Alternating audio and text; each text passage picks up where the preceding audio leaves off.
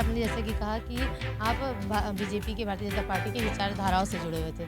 तो ये जो पार्टी भी आपने ज्वाइन किया, वीआईपी की क्या विचारधारा है? संगठन के कुछ लोग जिन्हें हो सकता है आज पैसे की आवश्यकता हो, लेकिन बीजेपी में ऐसा नहीं तो हम एक जमीनी कार्यकर्ता रहे हैं। भाजपा के 24 साल से भाजपा के कार्यकर्ता रहे हैं।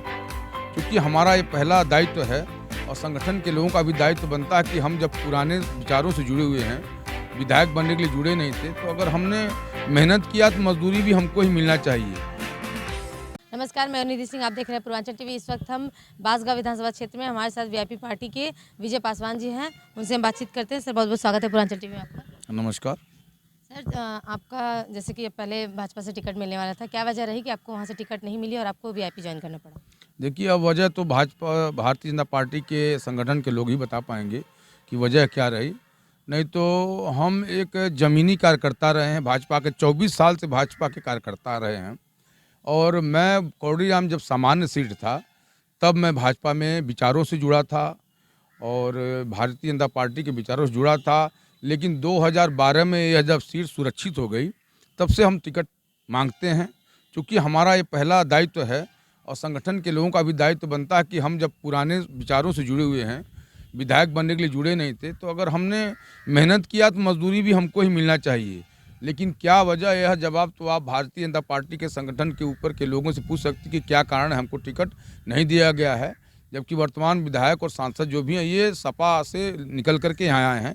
मैं इसके पहले किसी दल में नहीं था और मैं जब कक्षा इंटर में पढ़ता था 94 में, तब जा करके मैं बीजेपी ज्वाइनिंग किया था। मुझे उपेंद्र शुक्ला जी ने मुझे ज्वाइन कराया था। नंबर 1 पर नाम भी जाता है, लेकिन वजह क्या कट जाता है ये मैं बता नहीं पाऊँगा। तकलीफ ज़रूर है भाजपा से निकलने के लिए, लेकिन यह कि भाजपा से नाराज़गी नहीं है। कुछ संगठन के लोग ऐसे आ गए हैं जो भाजपा को ख़त्म करने पर लगे हुए हैं। बिल्कुल वही स्थिति चल रही है जैसे कांग्रेस धीरे धीरे ख़त्म हो गई। भी जो यहाँ के विधायक हैं, क्योंकि वो भाजपा से ही हैं, तो उनके खिलाफ में सभी पार्टियों ने अपने अपने प्रत्याशियों को, अपने अपने उम्मीदवार को उतारा है। तो ऐसे में क्या लग रहा है, किसे आप चुनौती मानते हैं इसमें? नहीं, देखिए, हम बता रहे हैं आपको, उनके खिलाफ कोई नहीं उतारा है। हम सब लोग चुनाव जीतने के लिए उतरे हैं। हर दल के लोग अपना अपना प्रत्याशी उतारते हैं जिताने के लिए। वो अलग विषय, कौन जीतता कौन हारता वो भाग्य पर और कर्म पर निर्भर करता है। देखिए, हम इस बांसगांव विधानसभा में इकलौते ऐसे प्रत्याशी हैं जो यहाँ के क्षेत्रीय हैं, यहाँ के लोकल हैं। बाकी जितने भी विधायक हैं, विधायक के प्रत्याशी जो बने हैं विधानसभा के, वो सारे बाहरी हैं। चाहे वो विमलेश जी हुए, वो मेडिकल कॉलेज के रहने वाले हैं, चाहे संजय जी सपा से आए हुए हैं या दोहरी घाट के रहने वाले हैं। हम अकेले ऐसे व्यक्ति हैं जो लोकल के रहने वाले लोगों के दुख दर्द को मैं जानता हूँ, महसूस करता हूँ, पहुँचता हूँ। इस नाते मेरी लड़ाई और मेरी चुनौती किसी से नहीं है। मैं चुनाव जीत रहा हूँ।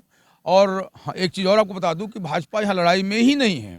क्योंकि पासी समाज के दुख दर्द में मैं जाता हूँ, उनके बिटिया के शादी में मैं जाता हूँ, उनके चरणों को छूने मैं जाता हूँ, पिछड़े वर्ग को शादी में मैं जाता हूँ, उनके दुख दर्द में मैं जाता हूँ, ब्राह्मण ठाकुर भुयारों के यहाँ मैं जाता हूँ। ये लोग सब लोग मेरे गुरुवर हैं। इन सबों के दुख सुख में मैं काम आता हूँ। अब जो है जनता जो मेरे काम आएगा, नेता वही हमारा रहेगा, ये मान चुकी है। हम चुनाव बहुत अच्छी स्थिति से जीतने जा रहे हैं।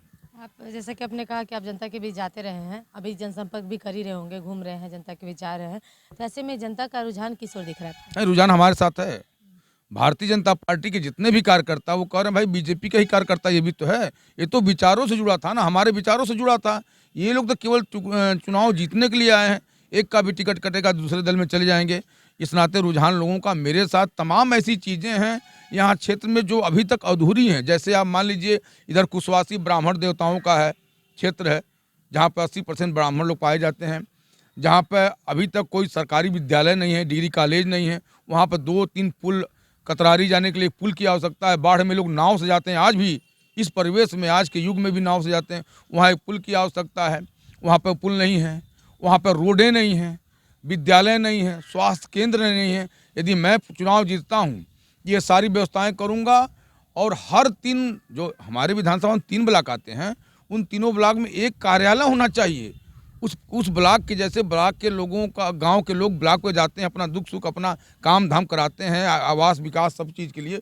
उसी तरह से एक विधायक का हर ब्लॉक पे कार्यालय होना चाहिए, जो आज नहीं है।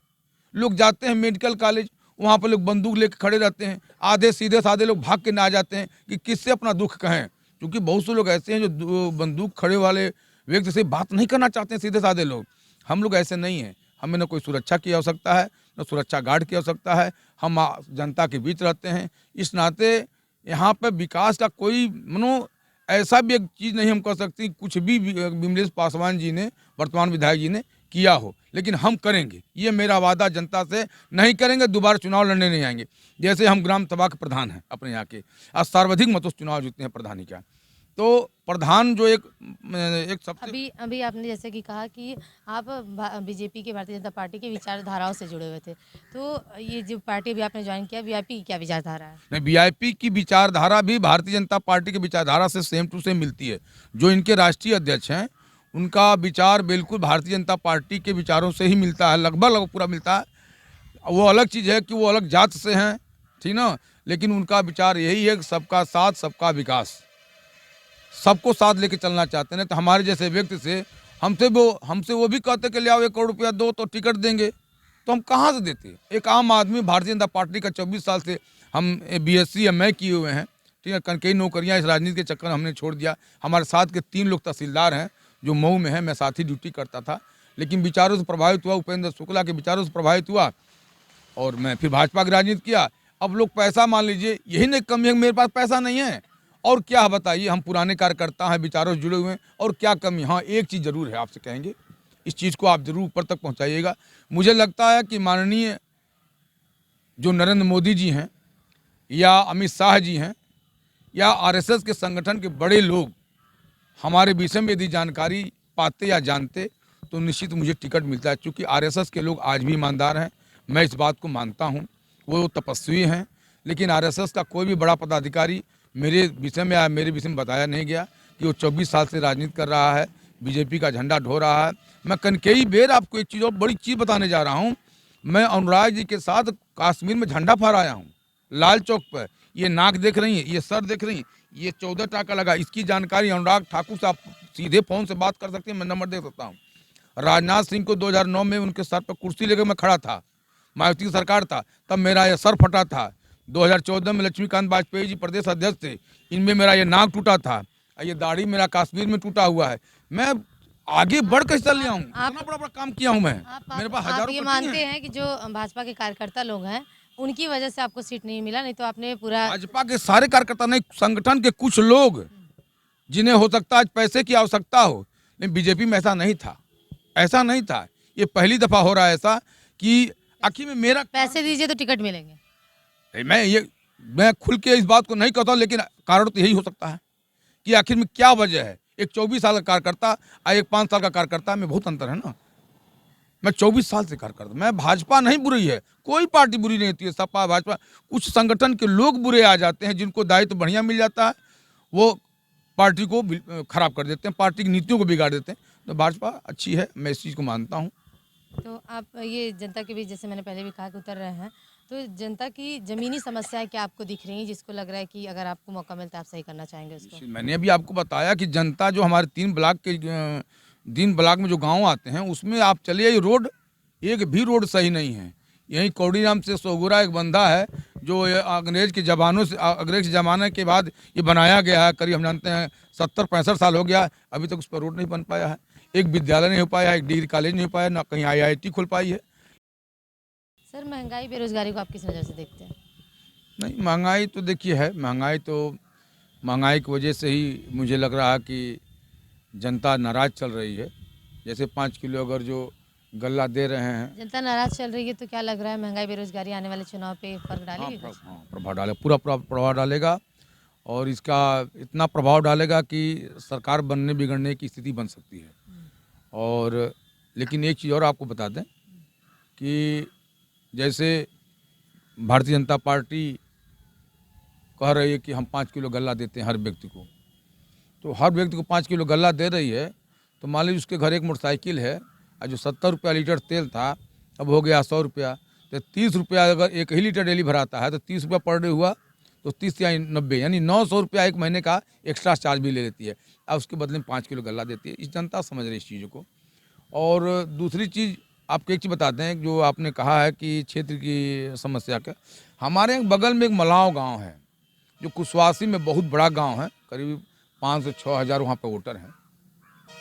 और संख्या 10,000 के लगभग है, लेकिन वहाँ पे अस्पताल वो बंद पड़ा हुआ है और वहाँ पे 80% लोग जो है भाजपाई हैं। वहाँ पे लोकल क्षेत्र का सबसे बड़ा अस्पताल है, रात दिन लोग आते जाते थे, लेकिन मुझे लगता है जब से सांसद जी सांसद हुए हैं और विधायक जी विधायक हुए हैं, तभी से वो अस्पताल बंद पड़ा हुआ है और तमाम जनता कई बेर उस चीज़ को उनके सामने ले आई, लेकिन अभी तक वो कहीं कुछ खुला नहीं। मैं एक चीज़ जरूर आपके मीडिया आप चैनल से बताना चाहता हूँ जनता को कि जिस दिन मैं चुनाव जीता, ये सारी समस्याएं जो लोकल समस्याएं हैं ये दूर कर दूंगा और लोगों के बीच लोगों के चरणों में रहने का प्रयास करूंगा। बेरोजगारी से युवा काफ़ी परेशान है, तो युवाओं को आपके युवाओं के लिए आप क्या करेंगे? देखिए, युवाओं के लिए हम मांग करेंगे, विधानसभा में इस चीज़ को उठाएंगे। आपने एकदम सही कहा, सबसे बड़ी जो समस्या है, लोग पढ़ लिख करके घूम रहे हैं। ये जो बार बार जो ये फॉर्म परीक्षा देने जाते हैं, निरस्त हो जाता है, लोग भर्तियां निरस्त हो जाती हैं, इस पर हम विधानसभा में उठाएंगे। क्योंकि जो कुछ ऐसे लड़के होते हैं जिनका अंतिम परीक्षा होता है उम्र के हिसाब से, जिनका अंतिम वो भर्ती होता है, ऐसे लोग कहाँ जाएंगे? ये सब बहुत पाप है, ऐसा नहीं होना चाहिए। इस समस्या को मैं विधानसभा में उठाऊंगा।